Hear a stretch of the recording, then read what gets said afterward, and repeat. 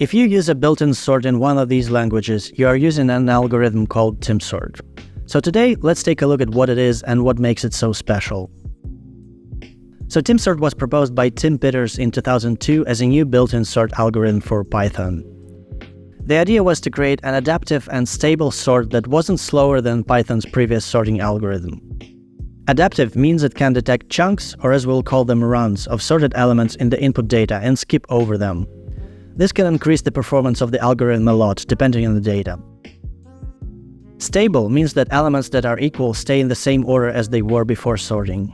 Like in this case, yellow numbers come before blue numbers, and after sorting this order is the same. Stable algorithms allow us to chain sort the arrays by multiple fields. For example, here we can first sort students by name and then sort the same list by average grade. In the end, we have a list that is sorted by average grade, but students with the same average grade are also sorted by name. So let's go over the algorithm. Here's our input array. Let's start by stepping through the array and look for naturally occurring runs, meaning sequences of elements that are already sorted.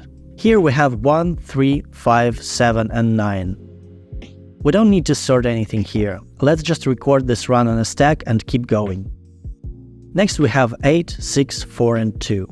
These are not in the correct order, but they are technically sorted. We just want them to be sorted in reverse.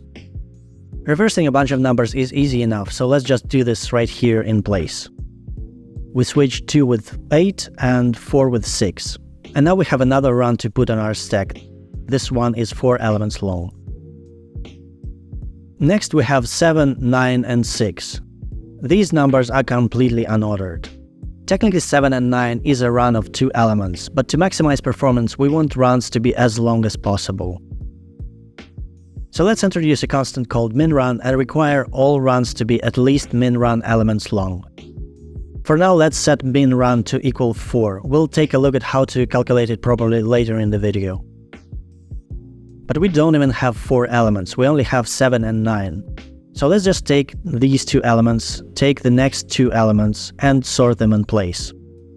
We can use a simple algorithm like insertion sort. It's not gonna do well on large arrays, but on a small number of elements it's gonna be fine. So we start at the second element and compare it to each of the previous elements. 9 is larger than 7, so they are in the correct order. Next, 6 is smaller than 9, so we just swap them places. And 6 is also smaller than 7, so we swap them as well. Finally, 2 is smaller than all the previous elements, so we just swap it with every element before it. And now we have another run of 4 elements to put on our stack. Now that we have a bunch of runs collected, let's learn how to merge them into one. Let's take a look at the last 2 runs as an example. First, let's copy one of the runs into a temporary space and make pointers to the first elements. Next, we compare the elements at the pointers and copy one of them into the next free spot. In this case, 2 is equal to 2, so we copy the 1 from the blue run since it came earlier in the original array. This keeps our sort stable. Next, advance the pointer and repeat. 2 is smaller than 4, so move 2 to the next free spot and advance the pointer. 4 is smaller than 6. 6 and 6 are equal, so we take the 6 from the blue run. 6 is smaller than 8. 7 is smaller than 8. And finally 8 is smaller than 9. Now we have a new run on our stack which replaces the last 2 runs. While we're at it, let's merge the remaining 2 runs as well. Same thing, copy one of the runs into a temporary space, compare elements one by one, and move the smaller one into the next free space. And now we have a fully sorted chunk of an array. We could keep going collecting runs and randomly merging them like this, but Timsort has a couple of tricks up its sleeve to optimize performance and make it really fast on partially sorted data, so let's take a look at those. First, in the previous step we sort of just started merging, but in reality we want to choose wisely which runs we merge. The reason is we want to have as many balanced merges as possible, which means that we are merging 2 runs of similar length. To understand why this is important, imagine the worst-case scenario, merging a large run, say 7 elements, with a smaller run of 2 elements. We need 7 comparisons to merge these 2 runs. But if we are merging runs of length 5 and 4, we only need 5 comparisons. On these small examples, this doesn't seem like a big deal, but on larger runs, balanced merges have much better performance. To keep our merges balanced, we want every run on our stack to be about twice as long as the next one. This way, when we start merging them, we get a nice series of balanced merges. Let's take a look at our previous example and see how we can achieve this. So we have collected 3 runs so far. One is 5 elements long and 2 more of 4 elements each. For convenience, let's give these runs names. We want the last run on the stack to be called C, the second to last B, and the third to last A. Now let's introduce a couple of conditions. The first condition is that run A should be longer than run B and C combined. The second condition is that run B should be longer than run C. As soon as either of the conditions is broken, we should start merging. So in this case, A is 5 elements long, while B and C combined are 8 elements long. So the first rule is broken, which means we have to merge some of the runs. We can't merge A with C since they are not consecutive, and merging them can make our sort unstable. So we have a choice of merging A with B or B with C. As we've seen before, we want our merges to be balanced, so let's choose a more balanced pair to merge, which is B and C. The newly merged run is 8 elements long. Let's rename the runs on our stack, since we want the last run on the stack to always be called C. Since we now only have 2 runs on the stack, we don't have run A, so the first rule doesn't apply. But the second rule is broken, which tells us that we need to merge runs B and C. Now that we have only 1 run left, there is nothing more to merge, so we keep going through the array, collecting runs and checking if the condition 1 and 2 are met. Let's say the following run is 7 elements long. First condition doesn't apply since we only have 2 runs on the stack, and the second condition is met. Next one is 4 elements long. Now both conditions are met. Next one is also 4 elements long, which breaks the first condition, so let's merge runs B and C. The first condition is still broken, so let's merge again. Now the second condition is broken, so we merge again. Next we get a few runs that don't break any of the conditions.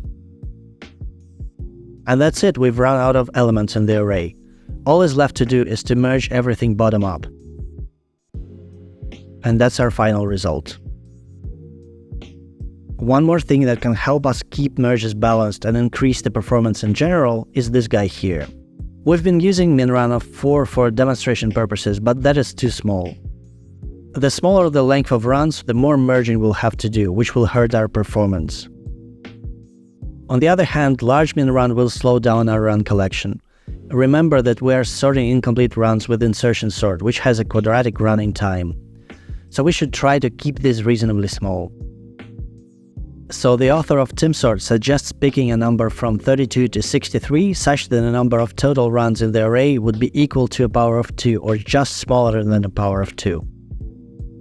This sounds complex, but actually coming up with such a value is pretty easy.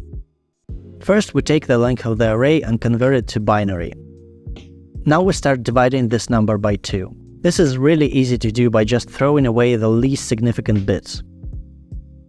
We keep going until only 6 bits are left, which means we end up with a number between 32 and 63. And this is our minrun value. In this example, the value 42 divides the array perfectly into 8 runs, which means we end up with 7 perfectly balanced merges. However, let's say our input array was 1 element longer. The minrun value stays 42, since the 6 most significant bits didn't change. We get the exact same sequence of perfectly balanced merges as before. Except now we have an additional run at the end, which is just 1 element long, and it triggers a very unbalanced merge.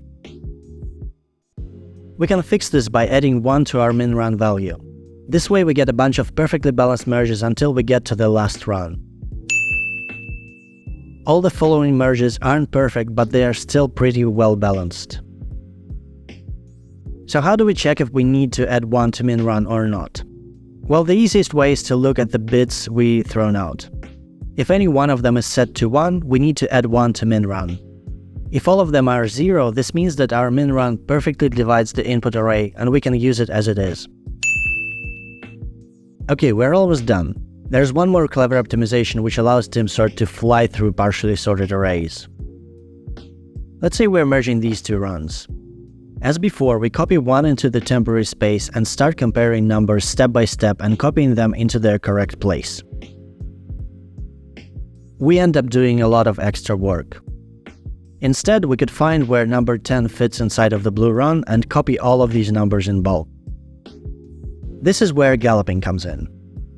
We compare this number 10 to the first element of the blue run, then to the second, then to the fourth, and we keep going in powers of 2 until we find an element larger than 10. In this case, number 10 is larger than 8 but smaller than 23, so we know that it fits somewhere between these two. Now we can use binary search to find the exact spot it fits into. We pick a middle element, which is 15. 10 is smaller than 15, so it's somewhere on the left. Pick a middle element again. 10 is smaller than 11. Finally, 10 is larger than 9, so this is the correct spot for it. So now we can copy all these numbers in bulk. This way we end up making 8 comparison operations instead of 10 when we go step by step, and just 2 copy operations instead of 10. And the larger the cluster, the more performance gains we will get. But if we keep going with this example, there is a problem. The rest of the data is randomly shuffled, so we don't benefit from Galloping anymore. It makes the same number of comparisons as going step by step, but it also requires a separate function call on every step, so the overall performance will be slower. So ideally we want to switch into Galloping mode when the data is clustered and switch back to going step by step when the data is randomly shuffled. And Timsort has a mechanism which does just that. Here's how it works. So let's start by going step by step and keeping a score. Every time we compare 2 elements and element from yellow run wins, yellow gets 1 point and blue's points are reset to 0. Every time an element from blue wins, blue gets a point and yellow's points are reset to 0. We keep going until one of the runs gets 7 points. When that happens, it means we've just found a cluster and we switch to Galloping mode. On every iteration of Galloping, we check how many elements we end up bulk copying. If less than 7, exit Galloping and go back to comparing step by step until we find another cluster of at least 7 elements. Okay, so let's quickly summarize the whole algorithm. We start by calculating min run from the number of elements in the array. Next is our main loop. While we haven't explored elements in the array, collect the next run and put it on the stack. Next, check if any of the merge conditions are broken. If none are broken, continue adding runs to the stack. If any of the conditions are broken, merge the appropriate runs on the stack. While merging, switch in and out of Galloping depending on the data. Keep merging until all conditions are met, then go back to collecting runs. Finally, when we run out of elements in the array, we just merge all the runs that are left on the stack, and that's our final result. So now that we've learned how Timsort works, let's try and use it in real life. Here's a built-in sort function in JavaScript which uses Timsort, and here's the result. Well, I guess to understand why this happens, you'll have to watch this video over here.